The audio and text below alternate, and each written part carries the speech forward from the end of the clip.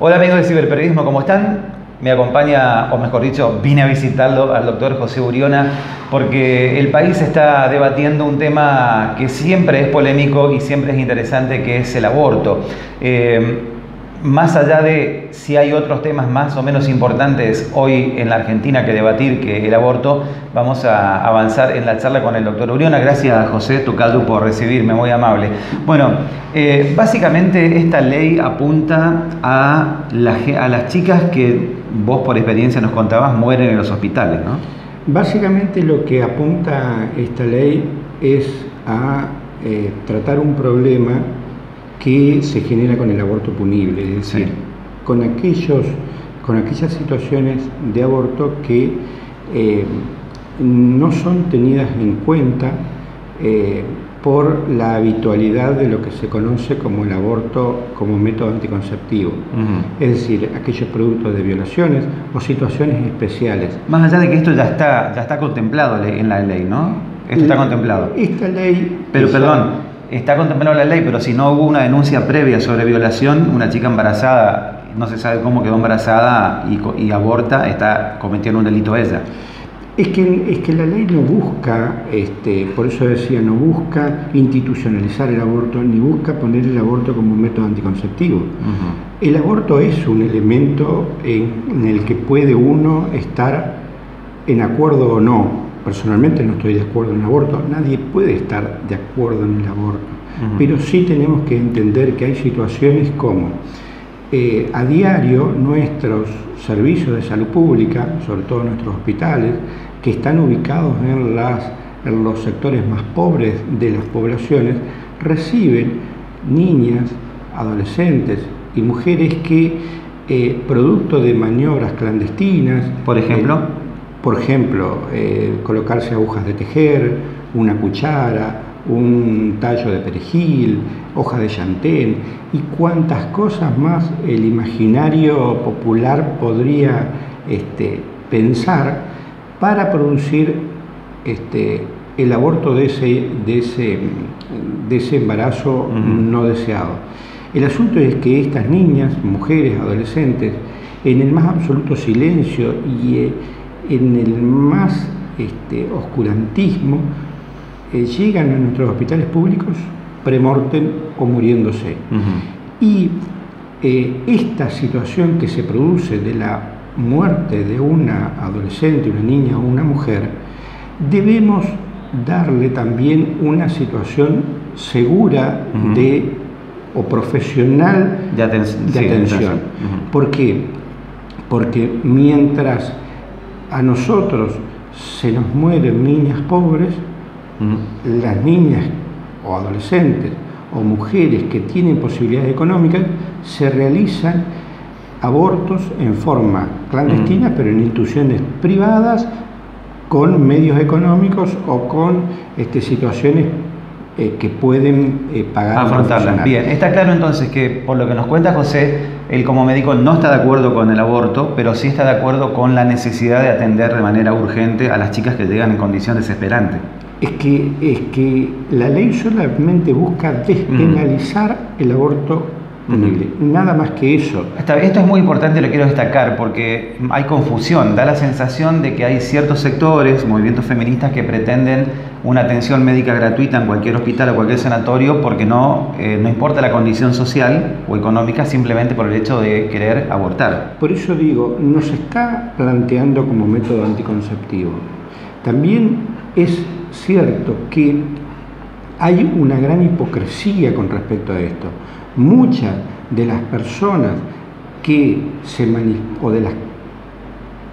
manifiestan a favor del aborto y que se encuentran en las discusiones en las calles, en los circuitos sociales, en los medios periodísticos, son personas que pueden acceder al aborto en forma económica. Acá hay que ver aquellas poblaciones que no tienen recursos y que generan abortos clandestinos y que destruyen una vida de una mujer, de una niña, de un adolescente, de poder ayudarlas en el profesionalismo para evitar esa muerte. Lo demás, todo lo demás, y nada más que lo demás es educar. No hay otra forma de mejorar esta situación sin educación. La ley, la legislatura lo que hace es solamente poner en foco el aborto punible, es decir, la despenalización de este tipo de aborto. Es decir, que la legislación debería contemplar también y de manera eficiente que la persona que va a pedir que pueda abortar legalmente tiene que en principio ser de condición humilde, ¿no? Económicamente. No, la condición humilde o económica no es una condición sine qua non, porque de hecho muchas violaciones y muchos actos de embarazos no deseados o embarazos forzados también se dan en clases sociales más altas y más elevadas. Lo que sucede es que esas clases sociales pueden acceder a un aborto institucional pagando la medicina privada, y aquellas que no tienen el recurso económico recurren a maneras oscuras de realizarlo. Bien, ahora le pregunto a José, como profesional, es un médico comprometido que tiene una conciencia social, que entiende cuál es el rol de un médico. ¿Qué pasa con el debate que se está dando? ¿Es oportuno? ¿La Argentina debe debatir ahora esto, más allá de la urgencia de las muertes, obviamente? ¿Hay otros condimentos, hay otro análisis? Por eso decía, creo que hay una real hipocresía al respecto. ¿Por qué creo que hay una real hipocresía al respecto?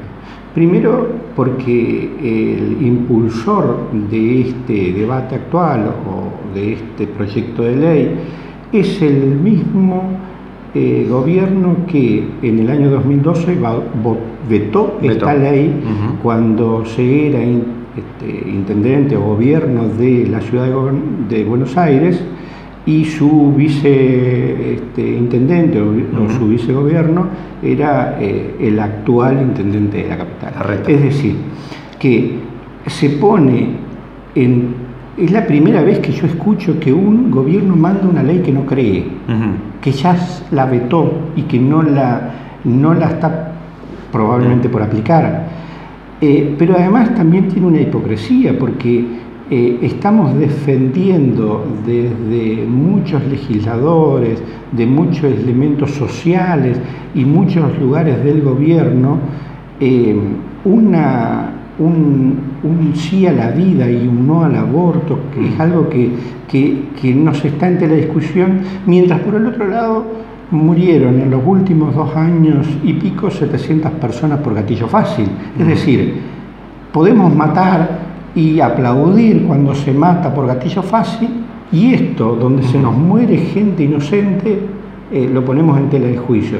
Esta hipocresía impulsada desde sectores gubernamentales me parece que solamente buscan tapar una economía que cada vez más endeble, un pueblo que está manifestándose en lugares públicos en contra de un gobierno. Entonces, desviar la mirada en una ley que probablemente nos mantenga entretenidos durante un tiempo, y mientras tanto, por el otro lado, nuestros jubilados cobran menos. Ahí está. Bueno, interesante el planteo del doctor Uriona.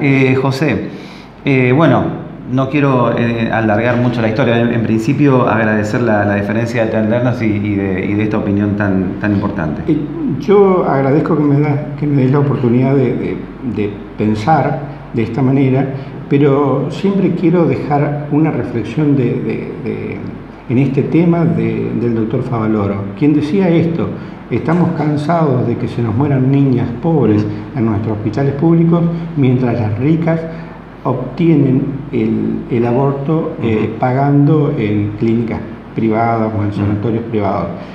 Este comercio que hay atrás se tapa con dinero, mientras por otro lado se nos mueren vidas humildes, inocentes, y sobre todo en el máximo silencio.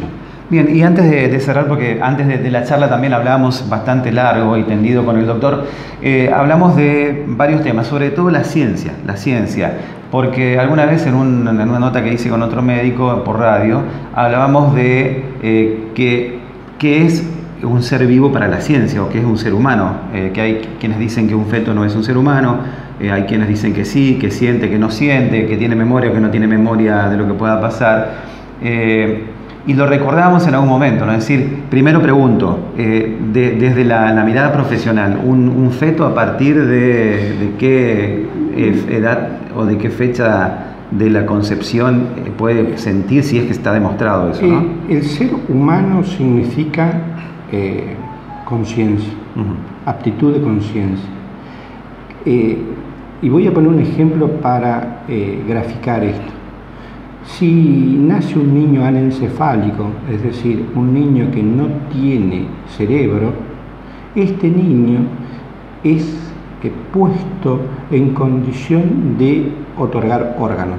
¿Pero eso pasa? ¿Es así? ¿O la ley lo indica, claro, y no se aplica, digamos? Claro que es así. Es así. Si usted tiene un accidente y queda descerebrado por un accidente de tránsito, que es lo habitual en nuestra ciudad, los accidentes de tránsito se llevan numerosas vidas y muchos de ellos con traumatismo encefalocraniano.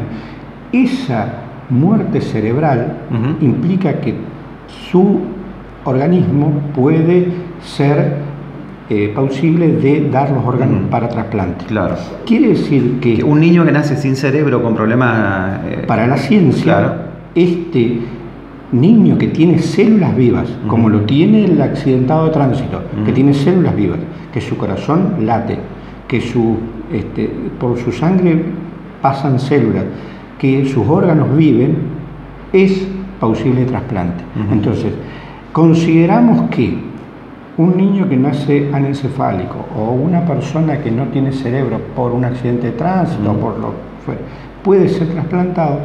Resulta que ahora nos ponemos a pensar que un niño o un feto en realidad, tiene corteza cerebral completa a partir de las 28 semanas de vida. Sí. Quiere decir que tiene posibilidad de pensamiento, de conciencia, aún estando en el vientre materno, a partir de las 28 semanas de vida. Por lo tanto, esa entidad de cerebro es lo que nos da la capacidad que nos distingue de otras cosas. También es la ciencia que en algún momento también sostuvo que los negros no son seres humanos y que las mujeres son seres inferiores, y lo demostraban científicamente. Por supuesto que el ahora y el hoy es el año 2018. Claro. El ahora y hoy es lo que nos demuestra hoy. Probablemente dentro de 10, 20, 30 años más, estas apreciaciones cambien para la ciencia, como cambian en la evolución del conocimiento. Hace 40 o 50 años a nadie se le ocurriría no morir de tuberculosis o de sífilis. Hoy la ciencia ha permitido que esas enfermedades, si uno, salvo la estupidez humana, puedan ser tratados fácilmente.